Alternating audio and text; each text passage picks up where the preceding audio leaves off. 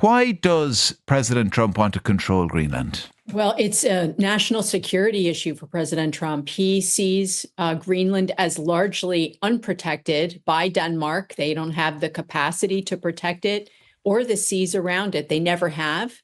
And they've kind of pretended like they did, but they had 30 guys on a piece of land, 1/3 the size of the continental US, so the world's largest island.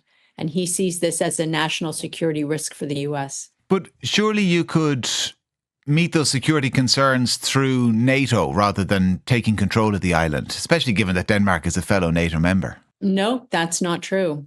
That's not true. In fact, NATO couldn't go there. I don't believe it would be legal for NATO to be there. And I tried to get NATO assets for the region. It's not possible. And NATO without the US can't defend. Can't look what happened in Ukraine. That was Russia, not even China. That was just Russia. And Europe, the NATO allies, our European allies, they did not stop that invasion from happening, did they?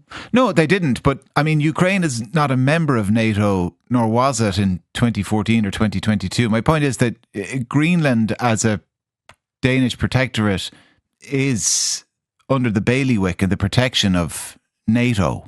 So when you talk about, Denmark are not protecting it, NATO protects Greenland. Yeah, I don't believe that's correct. NATO is not in Greenland. And as a matter of fact, Ukraine is part of Europe, and the European allies did not protect Ukraine. Yeah, but there's no Article 5, as it were, an equivalent in kind of the Maastricht Treaty.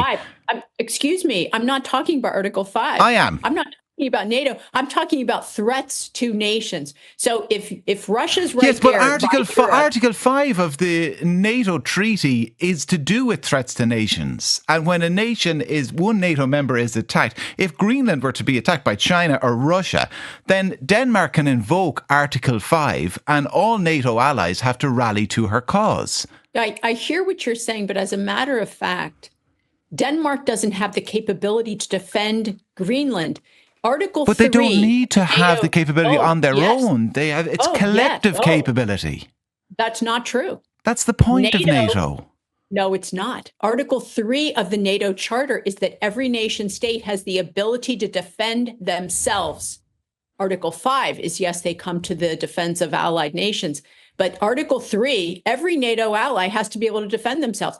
Tell me that Denmark can defend. So Estonia can't defend itself from invasion from China. It's just a question of numbers. They couldn't possibly do it. They have to be able to defend their territory. But numerically speaking, and you're the one who brought up numbers, numerically speaking, they could not possibly defend themselves. So therefore, they would rely on Article 5 in that situation. The exact same logic applies to Greenland.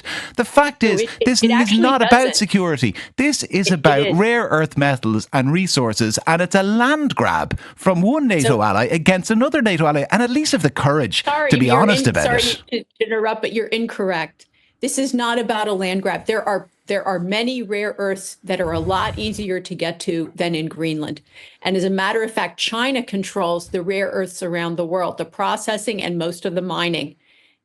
Yes, we need rare earths, but we have easier rare earths to get to. This is about the security of the world.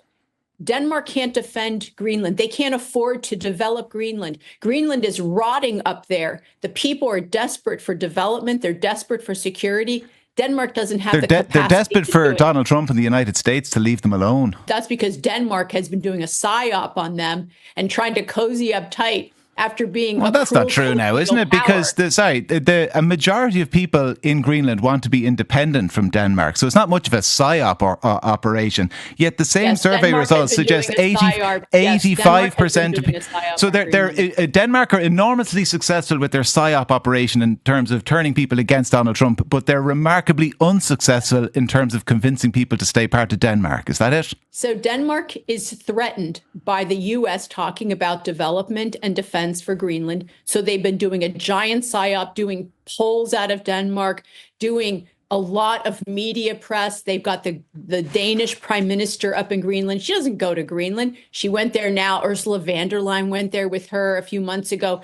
They're trying to consolidate that the Greenlanders want to hug up against the Danes. They don't really want to but do they're that. unsuccessful. But they're unsuccessful. My point is, and if you'd actually listen to the point, right? 56% of people in Greenland in these polls want to be independent of Denmark. Yeah. So for a psyops operation, it's not very successful if the point is to get them to cozy up to Denmark. It's not working. They don't want to be part of Denmark. A majority want to be independent. The exact same survey says 85% of people in Greenland oppose being part of the United States. So it's a stitch up of a survey because the Danes carried it out, but they're so thick, Danes, that they can't convince their own surveyors to fix it so that people, a majority of people... No, listen to the point I'm trying to make. You asked me to come on your program, so let me speak, let me finish the point I'm making. Let me finish the question. No, you've been speaking over me. If I may, the Danes don't want Greenland to go independent. Greenland is going independent. The United States and President Trump, looking out for our interests and the interests of Europe, is not going to let Greenland be vulnerable to China and Russia. China already tried to bring the Greenlanders into their Belt and Road Initiative. Very smart, but they tried to do it. They almost had them, but pressure from the West stopped them from going into the Belt and Road Initiative with China. So this is an issue. President Trump, heroically, is not going to let the Greenlanders fall into the hands of enemies. That is why he's doing what he's doing. 85% of people in Greenland oppose being part of the United States. Do you believe in self-determination? Of course I do, as we all do. But there's ways to be associated with us and not be part of us, be completely independent, make their own rules and laws, and still we would offer economic development and security. We have other groups that do that. It's called a COFA, a free association agreement. They don't want that. They want you to leave them alone. These survey results suggest they want you to leave them alone. They want to be an entirely independent country. Yes, that's independent of the United States.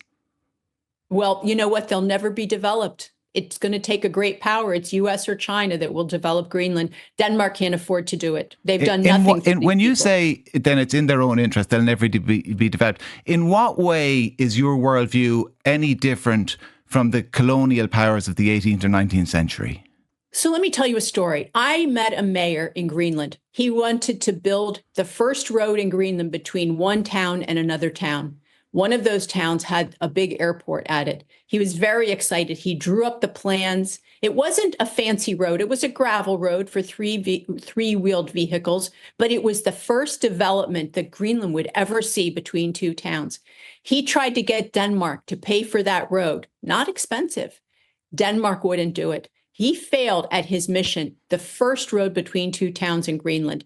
Denmark has no interest in developing Greenland. Greenland's desperate to develop its mining and its tourism, but they can't do it without help. So I'll ask the question again because you answered a different question. In what way is your attitude to Greenland different from the colonial attitude of European powers in the 18th or 19th century? So when Denmark owned Greenland, they wouldn't allow them to have rifles or kerosene lamps. The Greenlanders called them Aladdin lamps.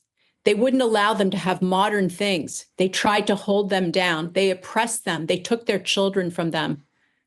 The United States doesn't want to do anything of that. They want companies to go in and with the backing of the US government, be able to develop these folks so they can live their Greenlandic dream. That's what they want. But their Greenlandic dream doesn't involve the United States. And when I put that to you, you said, well, listen, that'll never happen without us. So again, I'm going to put it like that is the colonial mindset. You do understand that, don't you? No, it's not true. It's not true. It is just the reality. I deal in reality.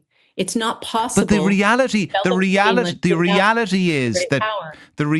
is that Cecil Rhodes, with British backing, was the only person who was going to build those rail lines through Africa in the 19th century. But it doesn't excuse colonialism. You're conflating one thing with the other. The Greenlanders want development. They don't want you. Denmark will they don't want never you to do develop it. them. They don't want you to do it. You don't understand me. It's not our will of being imposed. It's what they want. And President Trump hasn't even made the first offer. So I think we should all stay tuned to what develops between the Greenlanders and the United States.